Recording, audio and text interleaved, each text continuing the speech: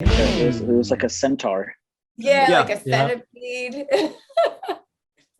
It was a mixture of everything. Centipede.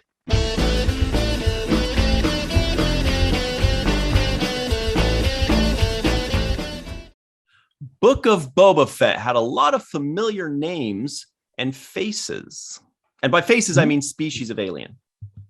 Ah, the book of Boba Fett is the latest chapter of the series of a spinoff of a series of The Mandalorian, but it's a different new show. Way to come back, Mike. Yeah, way to stick that landing. They say that. The book of Boba Fett had me speechless. Wow. For once. The book of Boba Fett was not a book, so it's a lot less reading than I had anticipated going in. Very good. That's how we stick the landing. I wish it were a book. Hello, everybody, and welcome to Fallingtower's Watch the First podcast in which we watch the first episode of a series so that you don't have to. Whoa, look at all the special effects.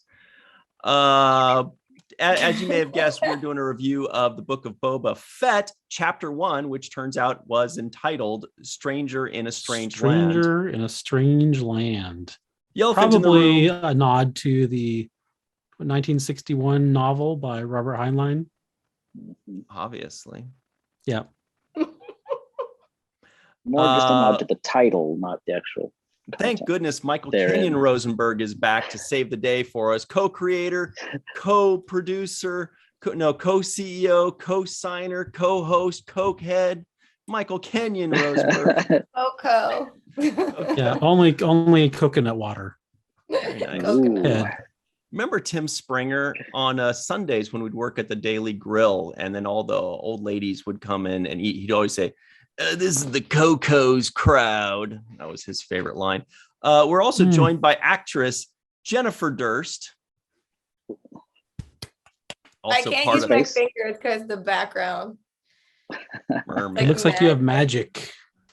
Yeah, she does. She's also part of the Coco's crowd. And Scott Baker, who is a writer, director, producer, cameraman extraordinaire. Hello. Hello, I can use my fingers. You could. That's his pickup line. I'll go stealing it now. All right. Well, I feel like it's been so long, Michael. Well, how do we do this? We just talk about the show, don't we? No, not yet. Nah. First, Ryan, I can't believe you forgot your favorite part, your favorite thing to do. No. Is to make predictions. No, because then I go into that and then you say, hang on, let's not forget to tell everybody to like and subscribe and please comment below and suggest a show. If you'd like us to review a show, put it in the comments below. If you want us to do Hot in Cleveland, say WTF Hot in Cleveland in the comments below, not in the chat, in the comments below. That way it stays there forever. See, we switched roles, Michael. Yeah. Well, see, you forgot you were about to launch into talking about the show. And then I was like, wait, we need to make predictions. But then you're like, wait, even before that, we need to tell people to like, comment, and subscribe and tell us what to watch.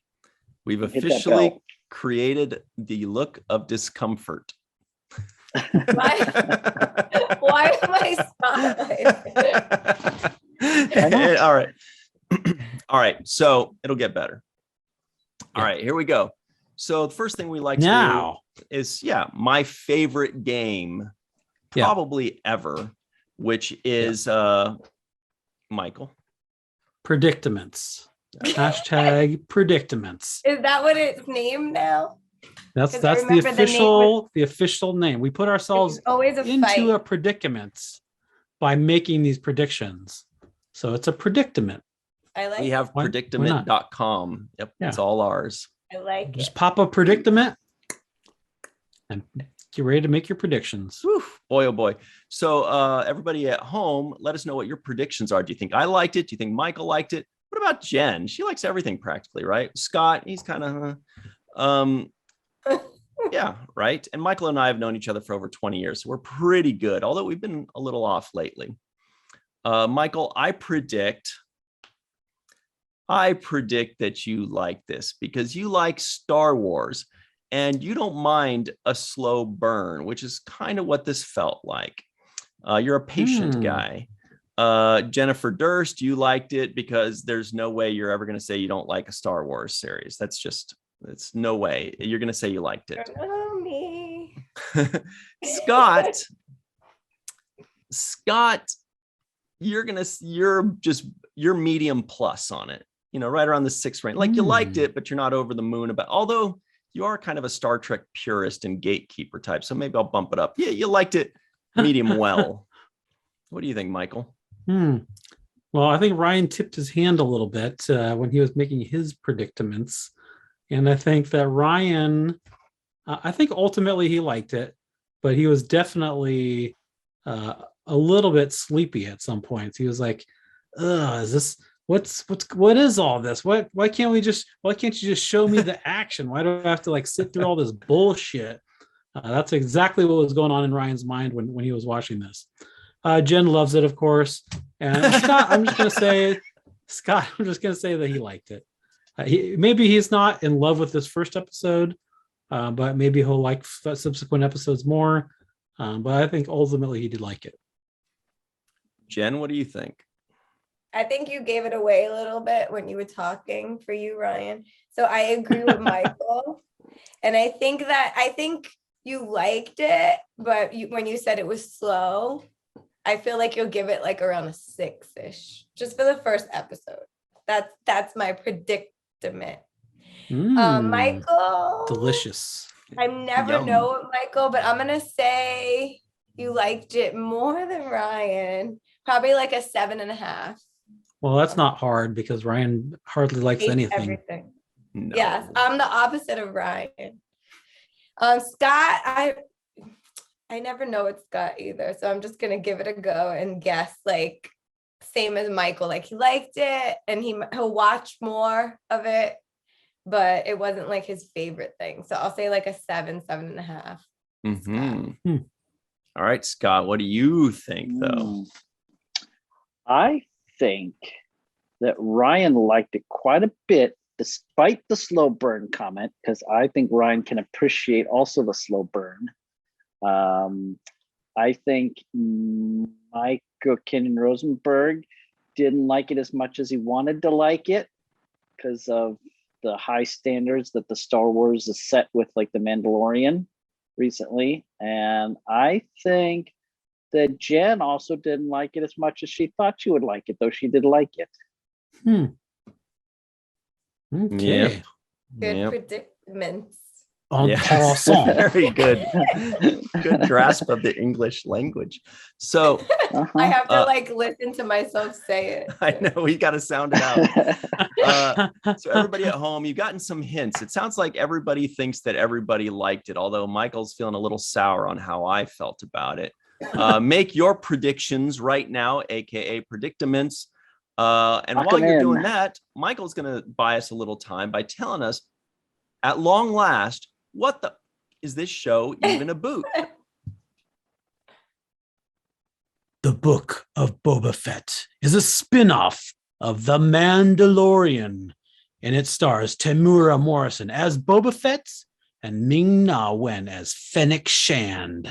In this episode, Boba Fett holds court. I was waiting for more. That was it. Good delivery, because you went holds court, ... We're like, I'm listening. All right. Well, we had our predictions. We know what this thing's about. I was waiting for you to say it's a spin-off of The Mandalorian, which is a spin-off of the original Star Wars, which is of Return of the Jedi, which is a sequel to the, like we're a couple layers in the onion on this show, I think, from the original content, And that's good. So, all right. Well, now we're going to go ahead and compare and contrast what we expected before we watched it with what we actually got. By the way, this is a very smartly placed thing right here, right over the bald cap, right? Anyway, so good makeup thinking right there. So anyway. Yep. Michael, in a segment that we like to call expectations. It's what we expected versus what we got. It's our expectations. You guys I'm are back, just- baby. You guys. Guys are Don't. just inventing words all over the place here. I'm gonna have to I'm just start a writing modern day them down. Shakespeare. Yeah. Do we need to call up Webster and Submit them. knows. Yeah, I think we He should. knows. Yeah. Emmanuel Lewis. All right. So that was an 80s reference. Here we go. no? I got it. I just didn't want it. Michael, what did you Was that- expect before you watched this first episode of the Book of Boba Tea? The Book of Boba Fett. Well, I expected. So I'll tell you guys a spoiler. That before I watched this show, I watched all of The Mandalorian that's currently available. And they gave us a little teaser that we would be getting a show, Really? The Book of Boba Fett. And so I was expecting this show, and I was expecting to get another show Okay. from John Favreau and friends, Dave Filoni and Robert Rodriguez, that whole crew. Probably we'll get hopefully we'll get a Taika Waititi episode in the future too. So great. Boy, you did very vague, very keeping it vague for us. Jen, what did you That's just what expect? I expected. Mhm. It's true. He's just being honest. What is it called again? The segment. The book of expectations. See how his face lit up when he realized you meant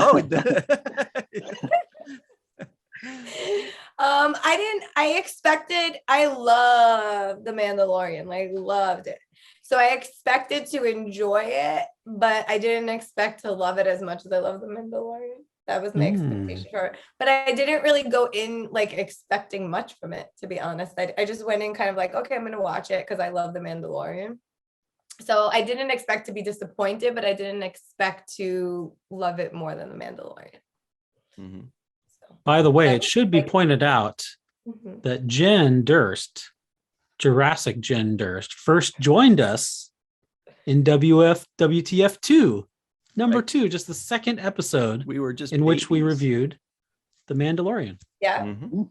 I remember that. Full Yeah. circle? It all comes around. And so now we know. So now every time there's a new Star Wars series that's either The Mandalorian or the Book of Boba Fett, Jen Or will the come next back for one. that.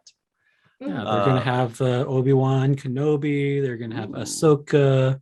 Oh, I'm also liking all your Marvel ones too, so don't forget that. Yeah. not all of I've them. been in like, Muhammad's got I a think- pretty good monopoly on the Marvel ones too. damn it, I'm in most of them though. I think my first episode was the Clone Wars one. Yep. I did with you guys. Yeah. Correct.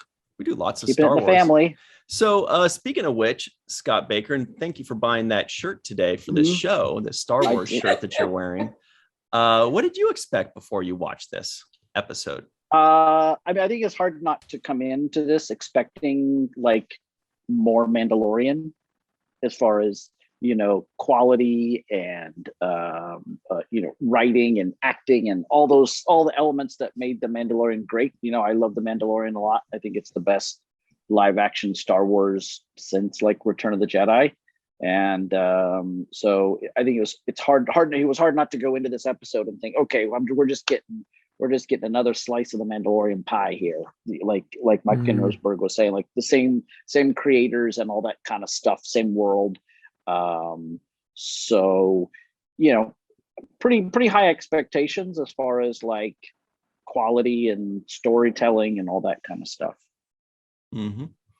Yeah. Well, I'll tell you what I expected. All right. I know. Might as well. Waiting. Not Let's see. processing, not too damn much. I was like, back in the day, we're like, oh my God, a new Star Wars movie is finally coming out.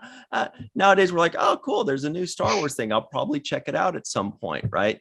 Mandalorian was great. I only watched the first season, not because I didn't like it and didn't want to watch the second season, because I'm saving it for when I have time. I'm excited to watch the second season, but I haven't seen it yet, but I thought it was very good. So I did During this mystical period where you actually have time to do stuff. yeah. So I expected this to be somewhat in that same vein because it's kind of in that same era, you know. I'm assuming, you know, I didn't know, but I was just assuming that it was post Jedi, and it is confirmed to be that. But so I thought it was going to be good, but I didn't really have any expectations of it at all, really. It was nice to just go into something. I don't think I'd even seen a trailer for it, or maybe I did. Anyway, so that's what I expected. Not too much, pretty easy. What did you actually get, though, Mike? This is where we really chop some heads. That's what we expected. Now, what did I get? Getchins. Expect Getchin. I got another great Star Wars show from Jon Favreau and company. This one was directed by Robert Rodriguez, the writer-director of the El Mariachi and that whole trilogy, and the Spy Kids movies, which are actually pretty good movies if you like kind of like set aside that they're kids movies too. But Robert Rodriguez directed it, written by and created by Jon Favreau. Jon Favreau is just knocking it out of the park. I'm so proud of that guy, man. Like he's killing it. And so great cast. You got Tamura Morrison back from Clone Wars and Attack of the Clones, and revisiting his character of the Fett family. You know, he played Jango Fett in Attack of the Clones, and then he is now that clone, his clone Boba Fett. Now he's playing that character. So I like to see that they brought him back to reprise that role. And then you got what's her name, Ming Na, or I forget her name, but Ming Na Wen, and she's obviously done a ton of stuff. I mean, she from like the voice of Mulan to like she was in like Stargate Universe, and now she's in this book of Boba Fett. She was in The Mandalorian as well, so she's great. You got Matt Berry doing the voice of the droid. What did she do in Mandalorian? She also played the same character. Okay, she was in 1 or 2 episodes, right? I think. Right, this the same episodes that Boba Fett was in, pretty much. Mm-hmm. Which droid was Matt Berry? Like the droid, like when like the people are coming in. Yeah, the skinny face, probably, right? Yeah. When people are coming in. Oh, gotcha. That's right. Yeah. And it's holding court. Okay. Only droid, basically. 8D8 or something like that is the droid's designation. Yeah. But Matt Berry, if you don't know, Ryan probably knows him best from What We Do in the Shadows. He played Laszlo Bat. Oh, God. Okay. That's why. Which guy was he? So funny. Which guy was he? He was the droid. Oh, the voice of the droid. One. Okay, cool. Yeah. And so he was great. You got Jennifer Beal from Flashdance. She played the Twi'lek at the casino. So like, there's just tons of great talent, and like in front of and behind the camera too. So that's what I got. Boy, oh boy, Jen, but what did you actually get? Well, I had to watch it twice because the first time I watched it, I was suffering with COVID. And we were all suffering hearing about it. Jesus. No, I'm just kidding. We're glad you're feeling better. But it was in my peak of COVID, and I was nauseous. I had a fever, and I had I went to watch it because I'm like, I need something to do. You have to watch it. And seeing him like in the heat with his face like that, I wanted to vomit. I was like hot. I was getting anxiety.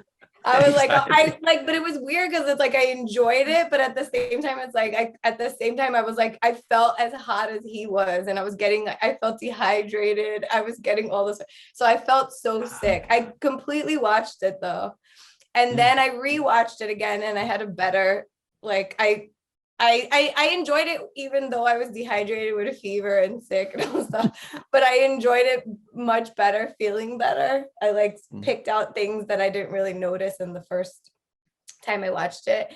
But I got basically what I expected to get. Like I enjoyed it, and I really enjoyed it, but I still feel like I was way more into The Mandalorian.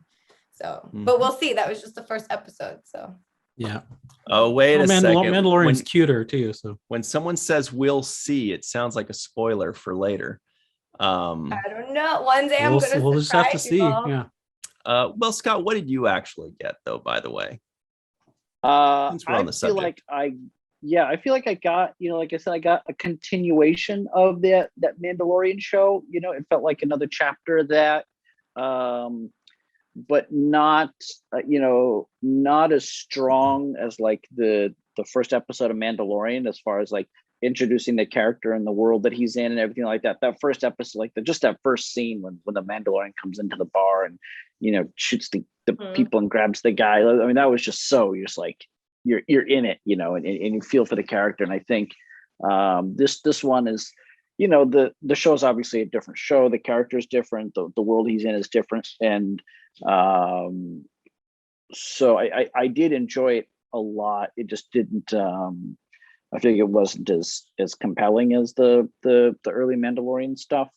Even though I really did enjoy it, and I thought the whole, getting to see that little lost chapter of, okay, how did he get out of the Sarlacc pit, and the whole training with the Tusken Raider, or not the training, but the his time with the Tusken Raiders and battling that monster with all the arms and all that kind of stuff. I thought that was cool to see all that stuff, and it was really well done. I liked that it was kind of done in the flashback thing in the old Bacta tank. I thought that was a cool way to show that, and kind of like you're getting a little dream sequence flashback into his mind and stuff like that. So yeah, I mean, I thought it was really good. It was really enjoyable and another solid entry by Jon Favreau and company. And yeah.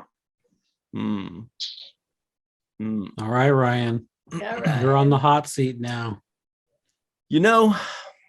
Yeah, I do know. Yeah, I got a show that I enjoyed. Yeah, that's pretty much it. It was. He wasn't thrilled, but he enjoyed it. Yeah, it was enjoyable. I had no negative feelings except for the countless fact checks these guys need to have. Oh my God. Like when some guy is pulling himself out of the sand and his backpack and missile are still there, those things would be like reverse anchors preventing him from coming out of the sand, and like things It's like just that. sand though. And the way it's sand not didn't concrete, kind of it's move, sand. and the way like there are just so many things with the sand, or like the fact that there was a boba tea ball in the sand, like they grow. What do they grow in the sand? What is there's? I got the impression that there were. There's I got the boba impression tea that in there were things. eggs. Yeah. I Anyway. thought it was water in there, not boba tea. Anyway, but there are a lot of other fact checks. I can't remember. There were a couple others that were like, come on. But yeah, it was a very enjoyable show. I liked it.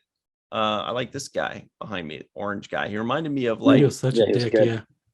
The way he delivered things. Well, we could talk about it a little later. Right now. Yeah. Okay. Well, fine. Fine. He reminded me of a blend of Luke Wilson and Richard Rossi. Mm. What? I don't see either of those two. That's Richard. I don't see Luke Wilson at all. The way he was talking he was just like, oh well, No. He kind of reminded me of a Garrick a bit from Deep Space Nine. I can see that a little bit more than Luke Wilson and Richard Rossi. a Garrick type I don't character, see Luke Wilson at but a all. Luke Wilson type actor. Like the way he delivered the lines was very Luke Wilson, like his voice. But yeah, he was very good character. No. When you watch it again now, you'll be like, holy crap, it's Luke Wilson and Richard Rossi. You want me to watch it a third time? Let me look up and see who Richard Rossi is.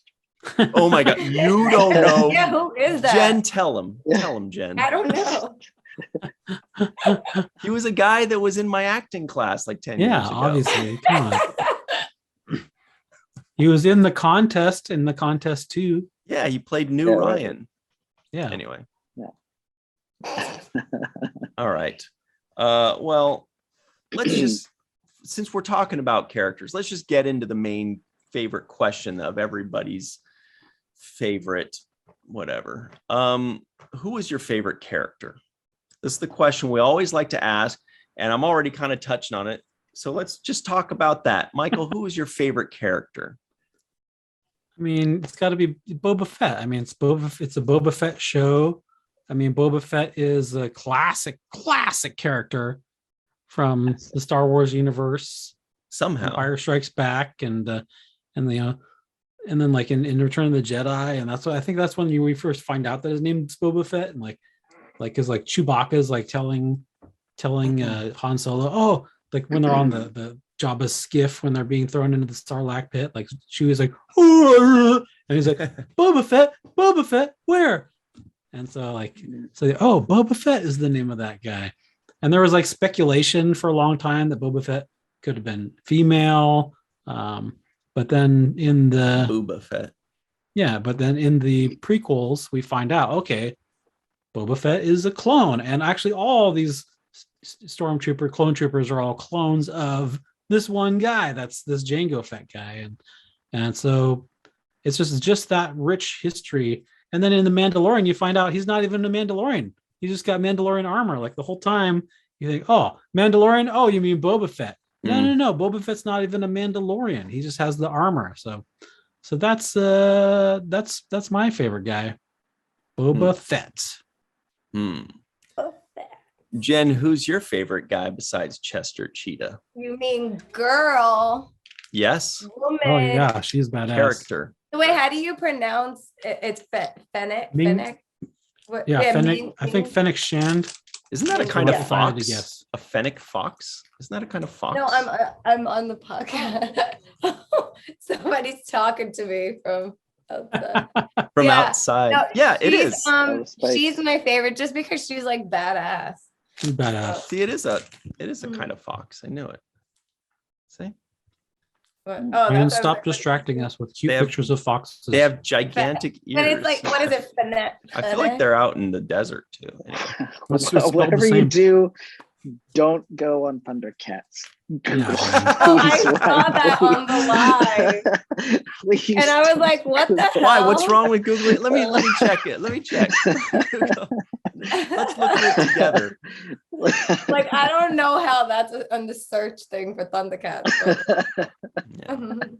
Luck. Good old luck. Luck. Scott, who's your favorite character, by the way? It's a duo. The Gamorrean guards. Yes. I like that. Ah. I like the piggy guys. Those guys just go. I remember from the old Return of the Jedi, like, the one guy gets eaten up by the Rancor monster there. And I just thought they were just really cool, just like visually looking. And the way they worked them into the story, that like, oh, you were loyal to your previous boss, so you're going to be loyal to me. And they like take the knee, and they're these like loyal kind of guard dog sort of guys, I think. And obviously, they came in later in the episode and saved him and everything like that. And I like that they're still in the story, and they're going to continue to be part of it. I think there's going to be more. Obviously, they're not like complex characters, but I think there'll be some more fun moments with them, and I look forward to that. I also enjoyed their smooth, shiny green bellies. Ooh. They weren't as like in Return of the Jedi, they were fatter and kind of more gross looking, and I They're felt they were armored too, I think. Right. Yeah. But they seemed a little cleaner and smoother in this one, but maybe it's just maybe it's a different line or something. Yeah, they'll surely end up becoming like lovable favorites. You know what I mean? Like, as you call them, the guard dog, and the lady said, "You want me to hose off and feed your Gamorrean guards?" It just tells you what they are. They're just between human and animal, basically, or person and animal. My favorite character, I mean, I guess it might be this orange guy, the Twi'lek with the Cheeto. That's why I wore the Cheetos shirt for you. Thank you. I predicted it. It might be him. I'd have to kind of look back and be sure, but I mean, he's the one that kind of jumped. But a lot of the characters were good, and what I really liked about the show itself was just that they were using, like, they know because they were Star Wars kids, like we all were, where people like us or like Darth or what everybody we knew had like the Star Wars toys, and someone like Boba Fett, who had like 3 lines in the entire everything, became like for some reason this cult favorite, even though he had a very small role, but everybody kind of attached themselves to him, and so they kind of capitalized on that and grew out that character. And we immediately recognize these Twi'lek guys. You know, we recognize the Gamorrean guards. We recognize the Greedo looking guys, which are Rhodians, but they're like different. They come in different colors. I also like that they have different colors of these recognizable aliens. They don't focus on, well, this alien is orange and these aliens are always blue. They focus more on like what the aliens. These guys have the tails coming out of their heads. Exactly, and then they can have different colors within those. So that's what I really liked. And then they mentioned people that we recognized, like Bib Fortuna, who is that guy with the really sharp teeth, jagged teeth. He was like blue, and he had like the thing wrapped around his. Right. I think he was a Twi'lek also. Yeah, but he was like some evil Twi'lek guy. Yeah.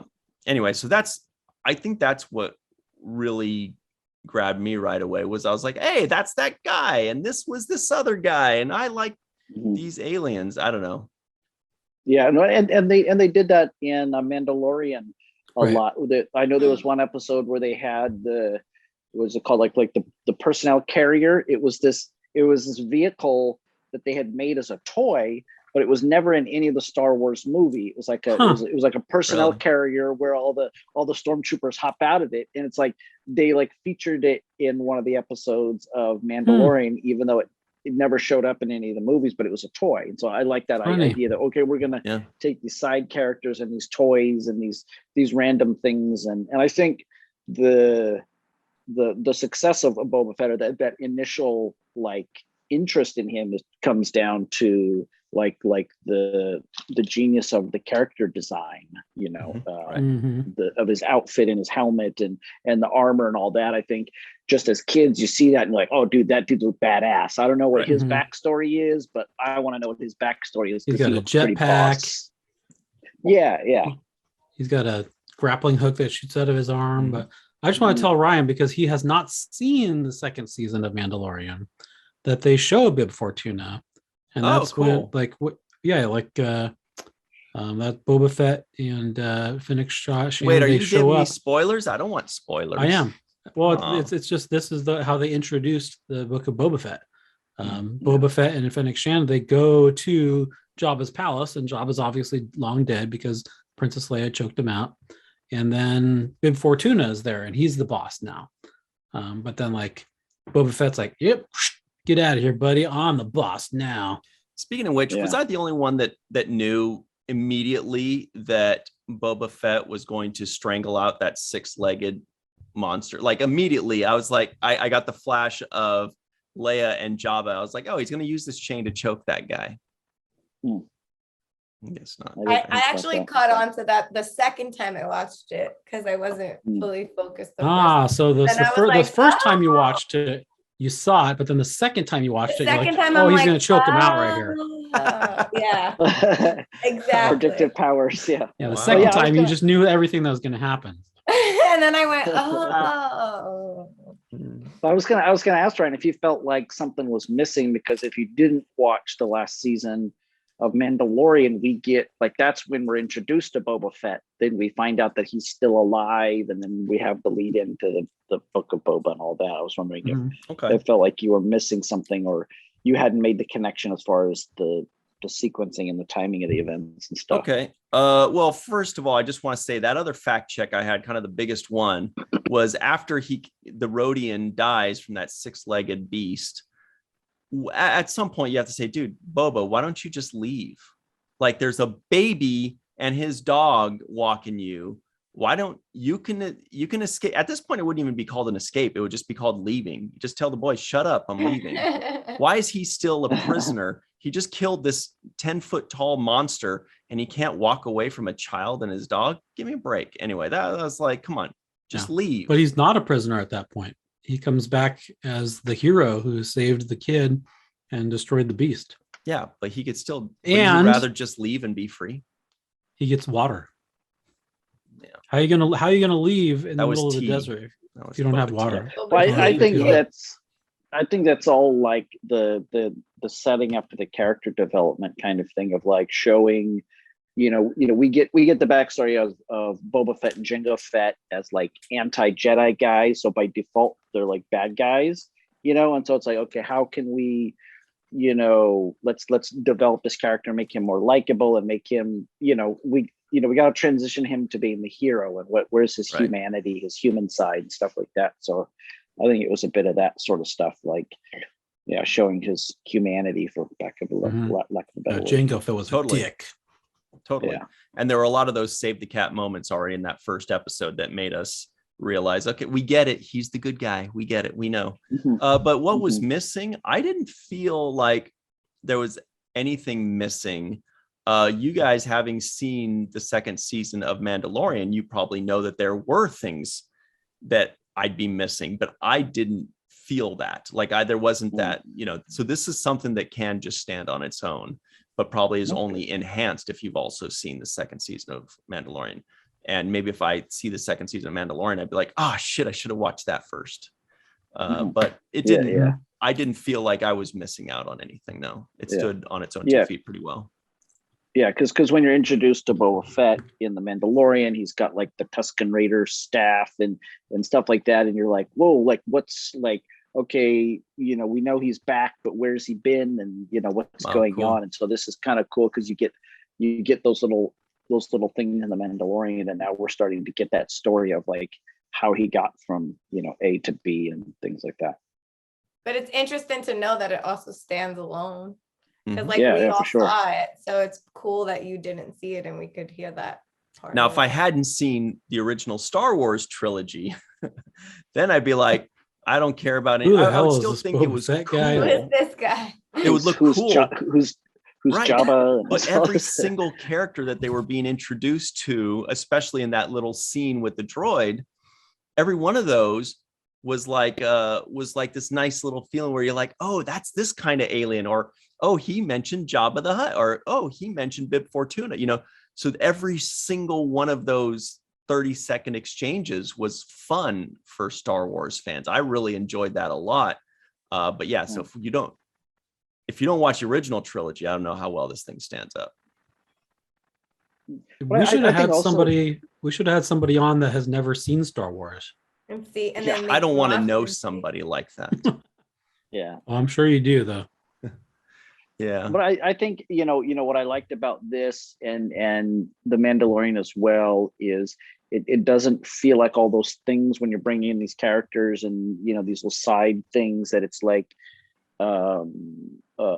gratuitous fan service. It's like it's all Right. integrated into the story. It's all part of everything that's going on. It's not just like, oh, here's a thing and yuck like in Discovery in the first season. It's like the guy had a tribble on his desk and there was no payoff to that anywhere. It was just, okay, we're just going to have a tribble on the desk for the whole show, and then the season ends and we never did anything And with that. not to get too much into that, but it actually had an anti-payoff because they had a Klingon infiltrator that looked like a human, and we all thought, oh, the tribble is going to give it away, and he's going to say, Jim, this man is a Klingon. But in fact, he just walks in, bets the tribble. He's like, oh, nuzzle. All right, see you later. And you're like, wait a second, what do you have a tribble and a Klingon for? Anyway, sorry. Please continue. Yeah. No, but I think that's what's great about Filoni and Favreau and Rodriguez. You can tell these guys know the Star Trek or Star Wars stuff, and they love it, and they're seeped in it, and it's all part of what they're doing. It's not just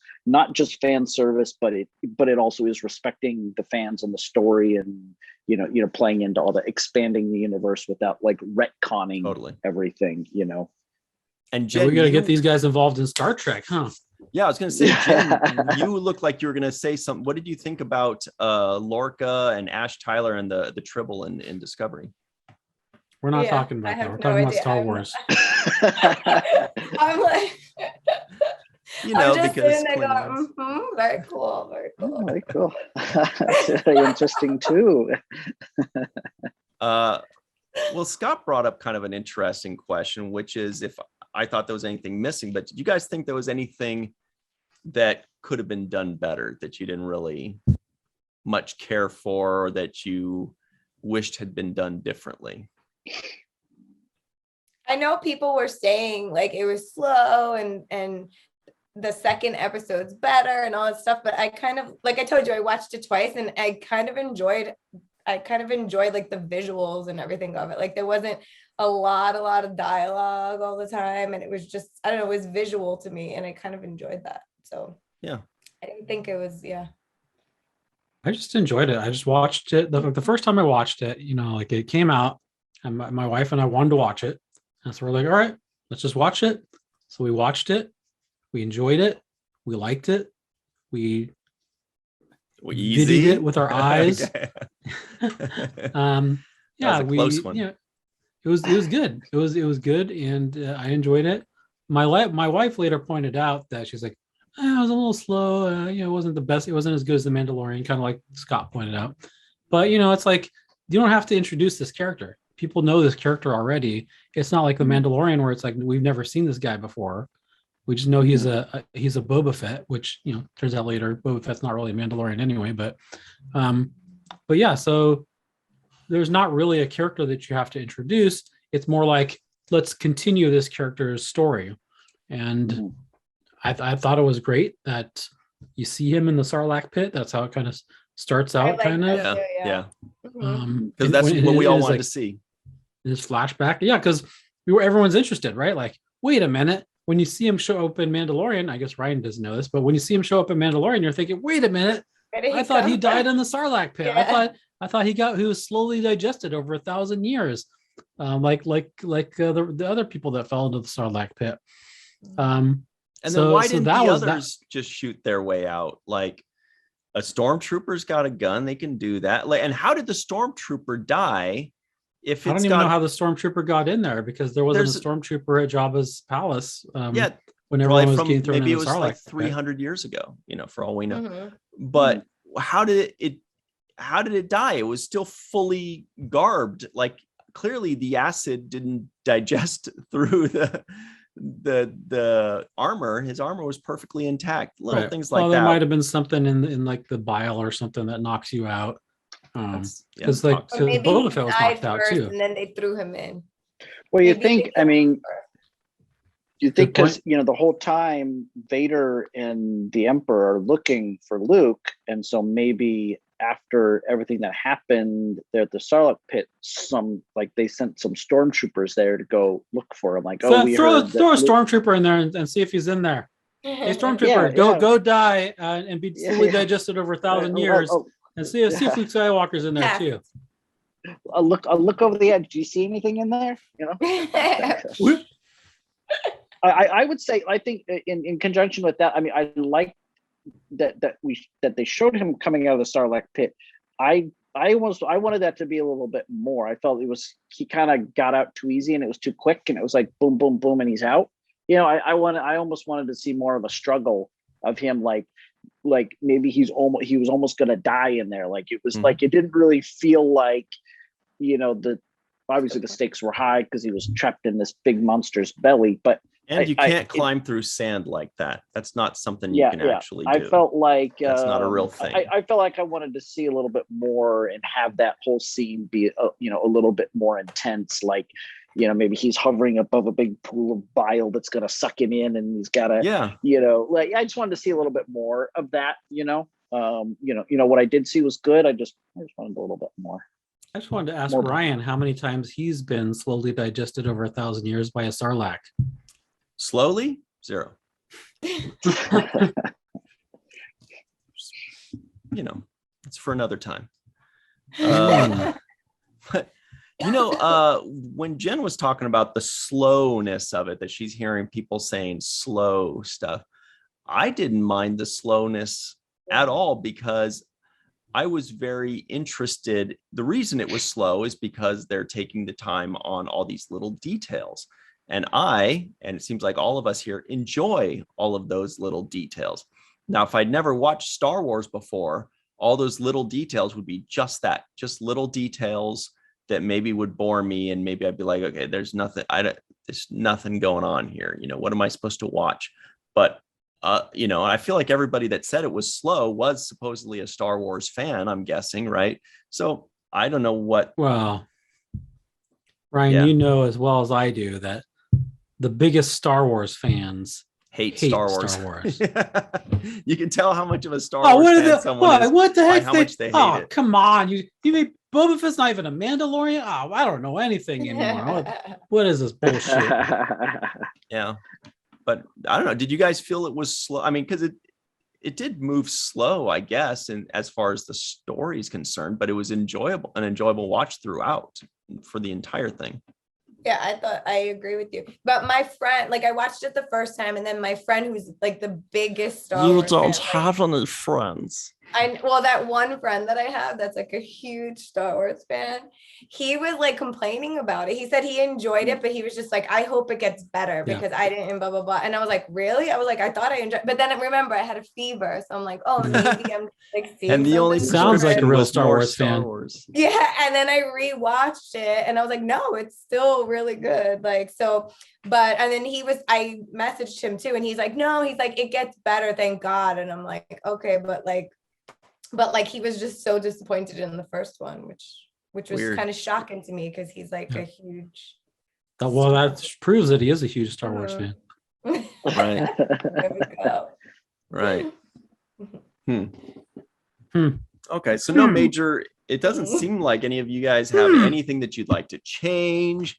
Nothing bothered you. How about if you guys refuse to be negative Nancy's, which means you aren't true Star Wars fans? No, And, but the fact that I use the term true Star Wars fans means that I am a true Star Wars fan, according to the new definitions. What did you like best about this Star Wars episode? Like favorite scene or just anything? Okay. Let's I guess shower for me, it with like love.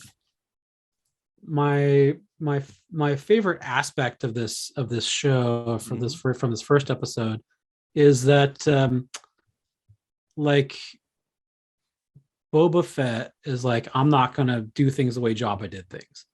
Jabba wanted to be carried around on a big litter. I don't know how that works, but I guess Jabba like to be carried around on a litter. So those poor slaves that had to carry around big fat Jabba. But yeah, I guess that he's like, I have legs, I can walk. Jabba ruled through fear. I'm just gonna rule because I'm in charge. I don't know how he expects to rule, but he's like, I'm gonna do things differently, and that's how he's gonna rule things. That's exactly. He wants to rule through respect. I like that too. I think one scene that I love the most, and maybe it's because I'm such a Jurassic Park fan, is when he was like digging through the sand. It just reminded me of Jurassic Park, and then you see like it looks like fossils or whatever, but it's that big monster. But that was like, I love that scene so much. It gave me the Jurassic Park vibes. What kind of dinosaur would that be? Scene. But I was like, that thing is gonna come alive. I knew it. I was like, especially after you watched it the first time, and then you knew after that. The second time, you're like, I got a feeling. The first time I knew, but not the second time. May have just been a fever dream, but I know it was just in my fever, yeah. So, but that was a part that I really enjoyed too. Plus, I really hated that freaking alien thingy, so I was happy that like it took care. What alien thing did you hate? The thing it killed. The four-armed monster. I call it sand dinosaur. 6 legs, because that second pair was used as arms, but also used as legs, which it was like interesting. It was well thought a mixture of like a dinosaur, Godzilla, alien. It was like a centaur. Like a centipede. It was a mixture of everything. Centaurpede. A centipede. There we go. I was calling the Gamorrean guards kind of like minotaurs, actually, which is kind of also Greek. But what was your favorite? What was your favorite thing about this whole show, Scott? I like the scene. It's a small little bit, but I like the scene when after he crawls out of the sand and the Jawas come and steal his armor. Okay. I liked that. I thought that was cool because I mean it was such a little thing, but it's like, you know, because he's defined by his armor, right? And all Right. his little gadgets and everything like that. And so you take that away from him, and now he's got to start, you know, he's like reliant on himself and his ingenuity and all this kind of stuff. And so to like have that as like a plot point kind of thing, Yeah. and also knowing like what happens to his armor later, and the Mandalorian, Timothy Oliphant's character, you know, ends up getting it and everything like that. So like the combination of the connection of like where his armor goes, but also as a storytelling mechanism is we're going to take his armor away from him, and now he's got to survive without it. I thought that was cool. And of course it's the Jawas. The Jawas are really cool characters, and they're always there like fucking everything up. And as soon as you saw that that wheel show up, you knew what that was, right? Oh yeah. How they're gonna come and, you know, steal all this stuff. They're hilarious. You may be surprised to know that I had a problem with that scene too. Wow. I am not surprised. Did they remove his helmet so easily? If his helmet comes off that easily, every time he goes to fly, like bobble off, you're like, oh shit, I lost my helmet. They just walk right up. These little 3-foot guys just walk right up and go, oh, let me just pull, like it was a hat or a hoodie. They're just like, okay, let me just take. It was the easiest thing in the world to, but I do want to say that I wish probably a little.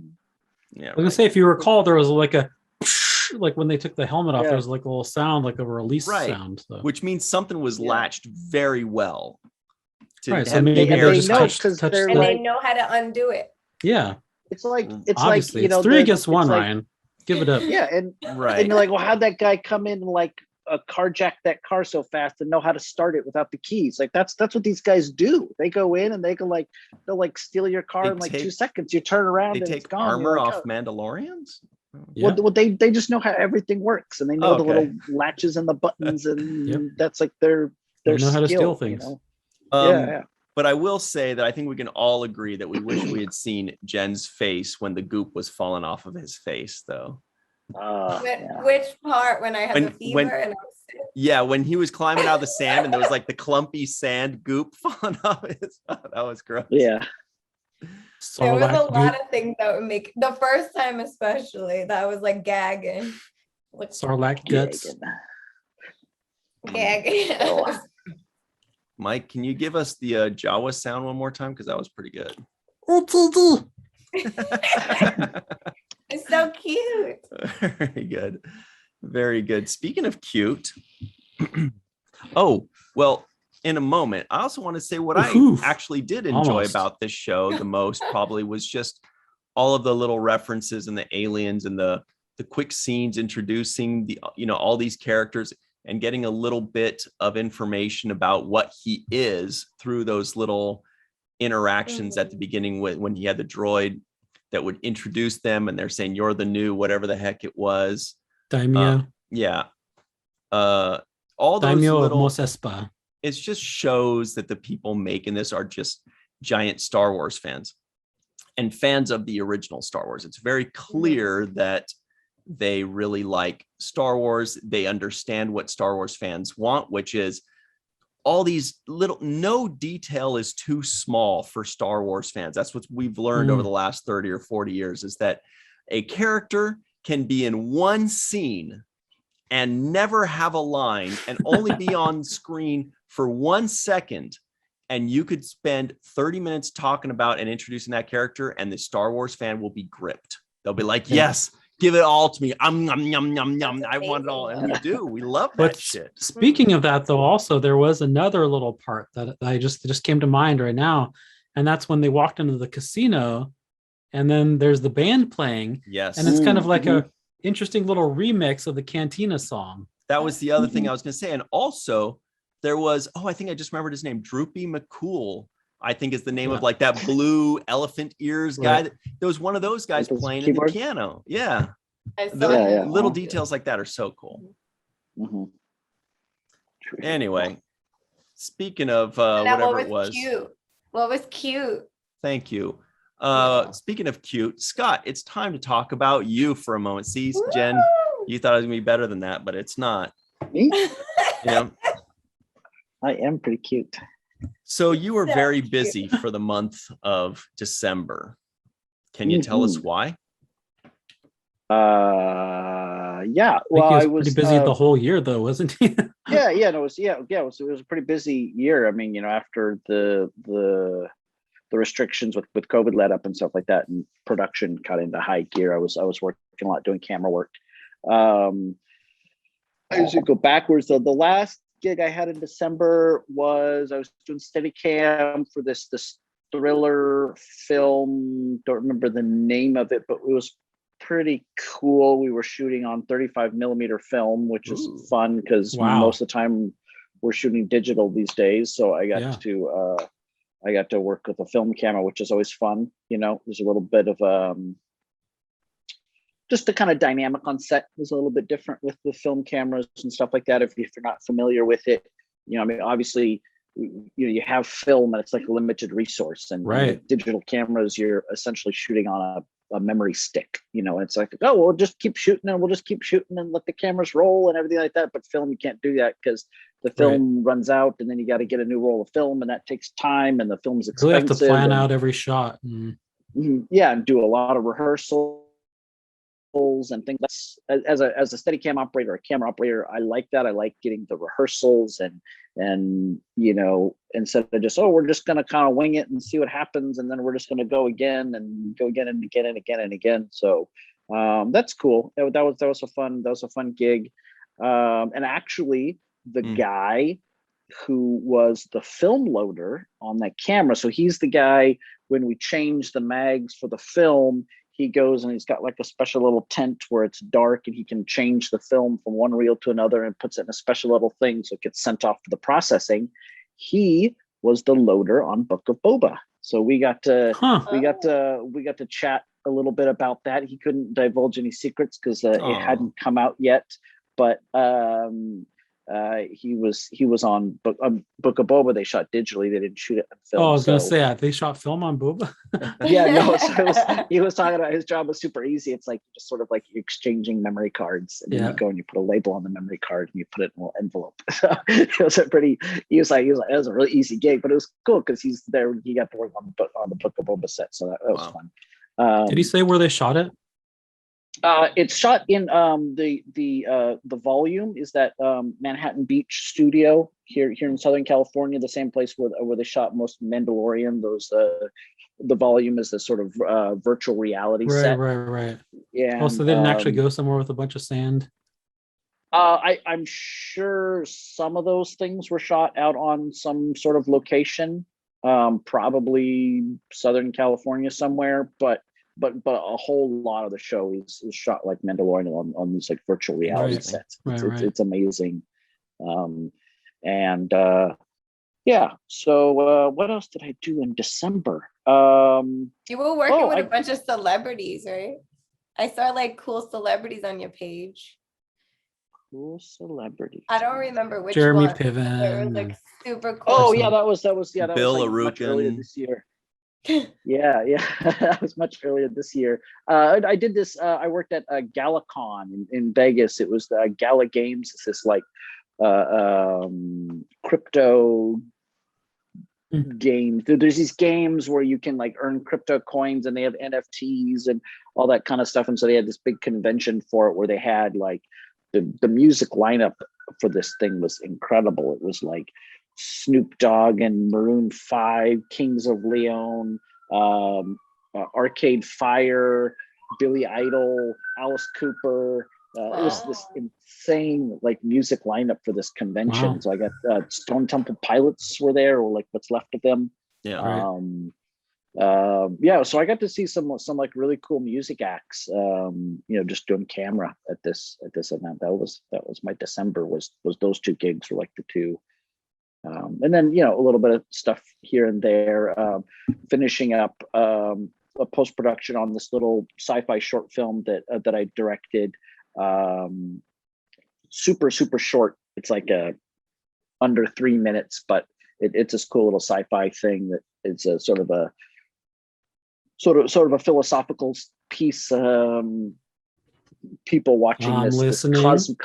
this cosmic event. If you've read the Hitchhiker's Guide to the Galaxy series, there's a thing. It's called the restaurant at the end of the universe, or something like that. So it's kind of a thing very similar to this, where you have these characters watching this sort of black hole cosmic event, and they're having a philosophical talk about life in the universe and everything, sort of thing. 42. So I'm 42.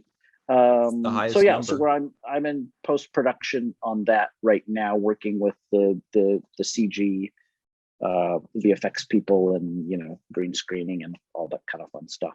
So Wow, I'm very interested to see Can't that. wait to see it. yeah. Mhm. Oh, and just give a little plug for a short film called Margaret that I did Steadicam on.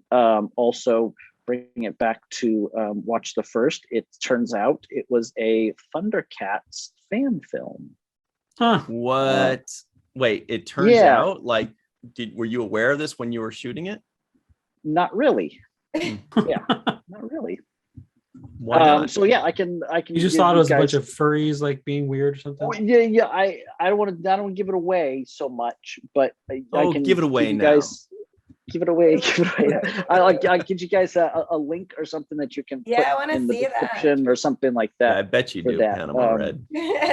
Especially after the Thundercats photo. She's like, ooh, Yeah. a fan film on this? Thundercats Thundercats fan film? Yum, yum, yum, I yum, think yum. I know what that's going to be about. Right. Yeah. So I'll give you guys a link to that. That was a cool shoot that we did. We shot earlier this year. Just came out like last week or something like that. So Cool. Yeah. Well, since Jen is yawning, it tells us we got to move on. I yawned by accident, and then I was like, I hope no one noticed it. And then of course it wasn't for you, Scott. Uh-oh. And then there were two. All right. So let's move forward. Michael, shall we? This is Don't your forget, you can favorite check out moment. all the links in the description box below. Check out all, follow Scott on all the social medias. But now, Mhm. and And now- Jen, you can follow Jen Drum too, roll. of course. oh She's yeah, Jen's great. going to be there too. Oh, Yeah. so much fun. She is a great follow. Anyway, yeah, Michael, you know what to do. It's time for the terrible twos. Da, da, da, Bottom da. line. Everybody I'm calls back it the now, terrible so twos. I'm making sure that everybody knows this is called the bottom line. And you'll see if you look at the, when we cut this out as its own little segment, you'll see the title says the bottom line on the Book of Boba Fett. I like that people that are watching us for the first time hate what we just did. They're like, that was so weird. I don't know. I'm uncomfortable. But Yeah. the people that have watched us a bunch of times also Yeah. hate it, Oh, but for different there's reasons. Brian and Mike back at their old antics. They're just like, why don't they let it? Nobody thinks it's funny, you guys. No, That's no one what does. makes it funny. And So to even you. us on the show with you are uncomfortable with it too. So It's like a commercial break for everybody. you. Oh, thank goodness. Okay, so it's the final two questions of this show, the two most important questions, and they're terrible. Here we go. Mhm. Question number one, Michael Kenyon Rosenberg. What would you give this first episode of the Book of Boba Fett entitled Chapter 1? Yet when you watch it, it says Stranger in a Strange Land. It's chapter 1, Stranger in a Strange Land. Chapter 1, the name of chapter 1 is Stranger in a Strange Land. I'm just saying, when I put on Disney Plus, it just said Chapter 1. It didn't say that other title. But then when I push play, then the title popped up.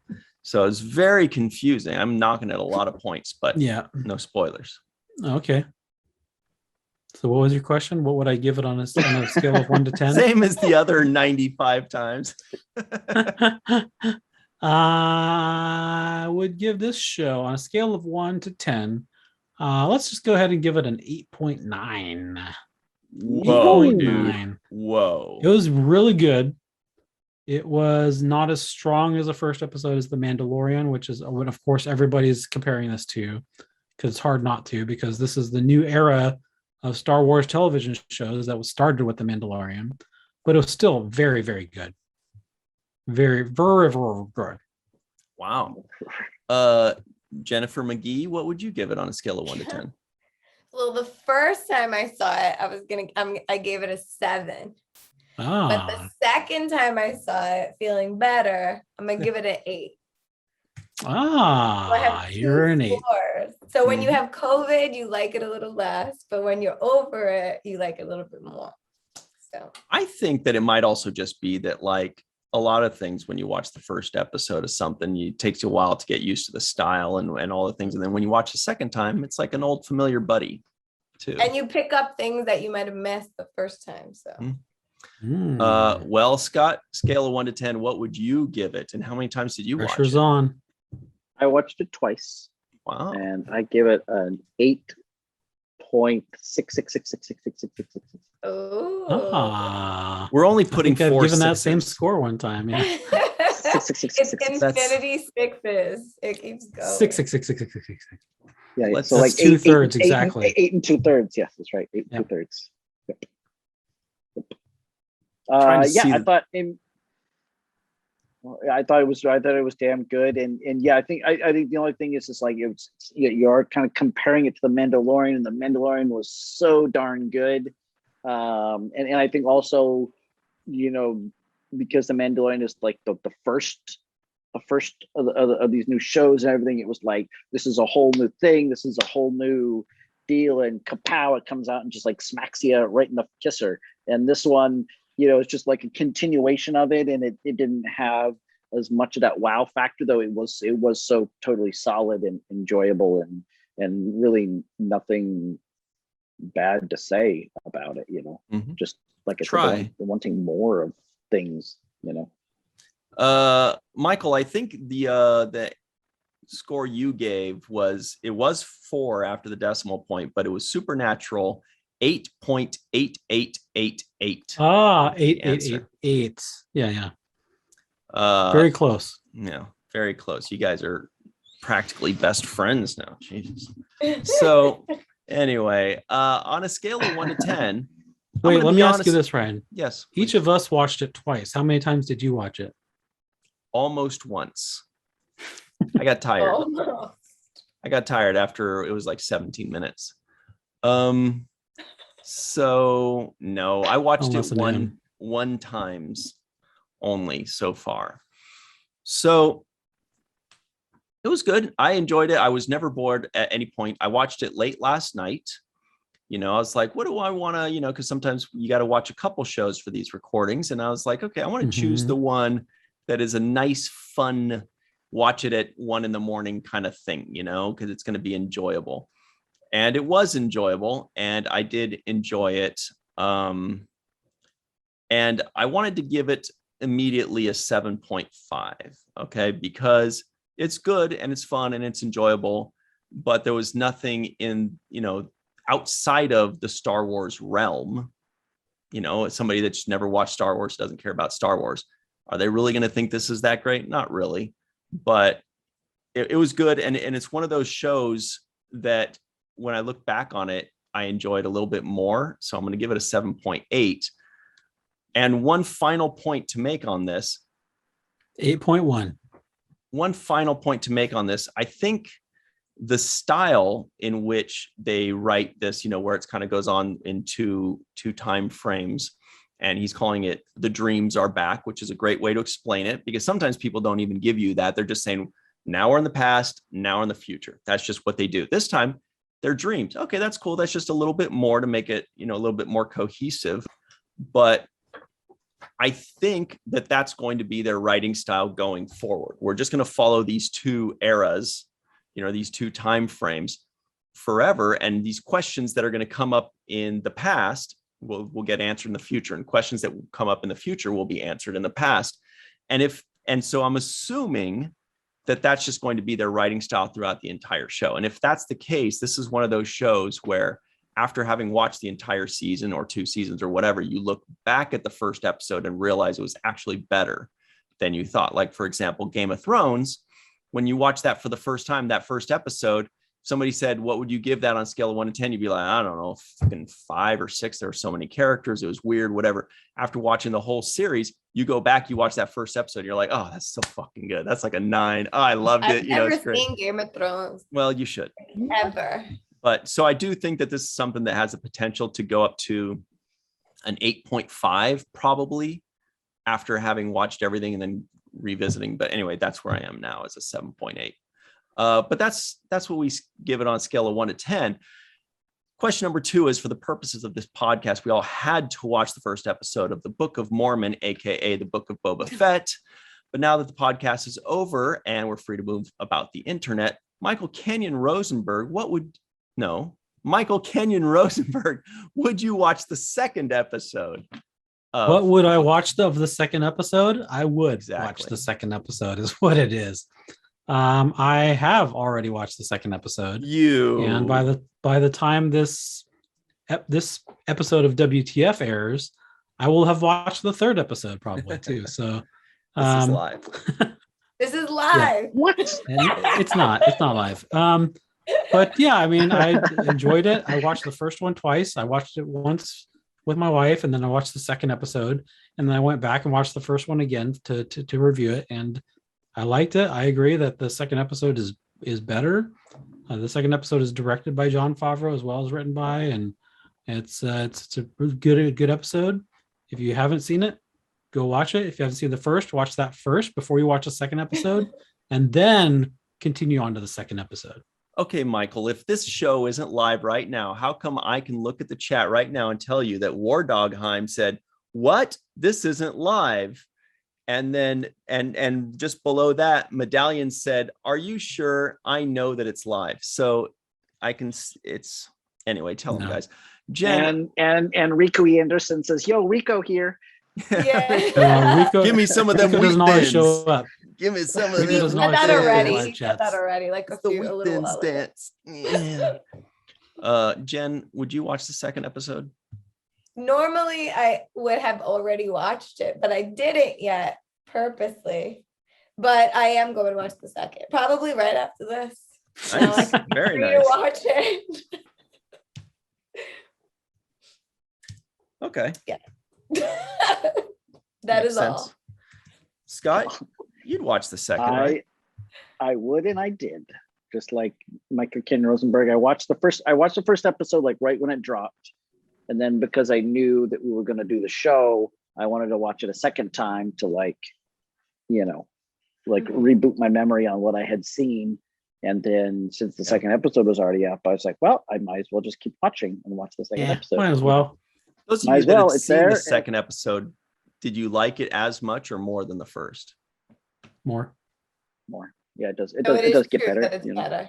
Mhm. Yeah, Wow. yeah. Okay. But not My like Star the Wars first friend episode was. said it. He was like, "I'm very happy they didn't disappoint." So. Well, knowing that it gets better almost convinces me to watch the second episode. That's kind of why I wanted to know, because I was kind of probably not, but no, definitely I'll watch the second because it was enjoyable, and we should do more things that we enjoy. And like, hey, fuck it, Hey. right? Yeah. I liked it. It was good. It made me feel good. It made me feel like somebody likes the same thing I like, except that person is writing it and I'm enjoying it. But that's So it. The winds of Ryan's whims blew in the direction of him wanting to watch it the second episode this time. There's been So many essentially- times when he has enjoyed the first episode, but things like, nah, I don't. There's nothing's like compelling me to watch it. I don't need to watch it. I don't want to watch more fun things that I enjoy. Nah.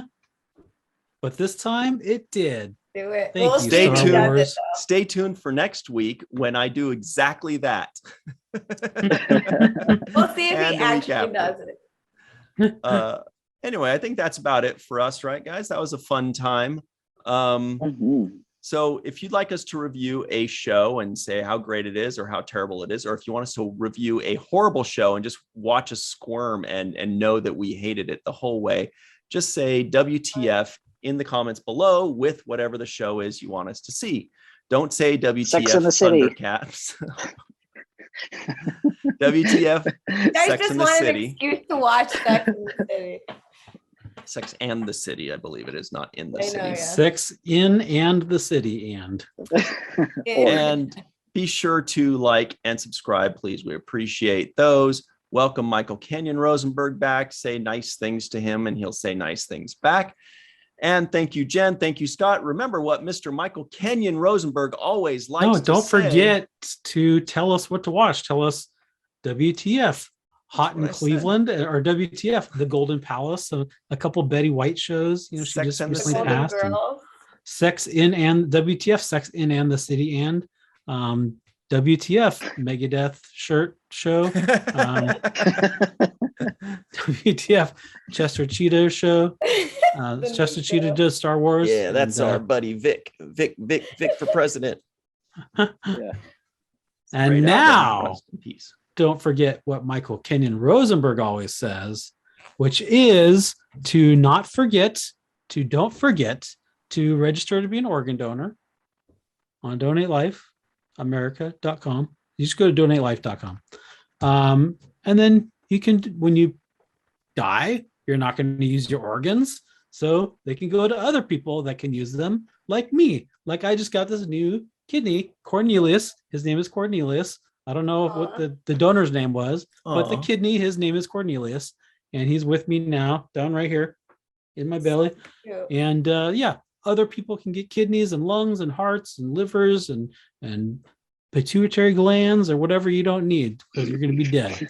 But I want teeth. after you do that, after you go and register to be an organ donor, don't forget to watch the first of things. The Commando is now available on digital and on demand. In this edge of your seat thriller, starring Michael Jai White and Mickey Rourke, an elite DEA agent must protect his family from money-hungry criminals after finding $3 million in their home. Buy or rent The Commando and watch it today. It's rated R from Paramount Pictures.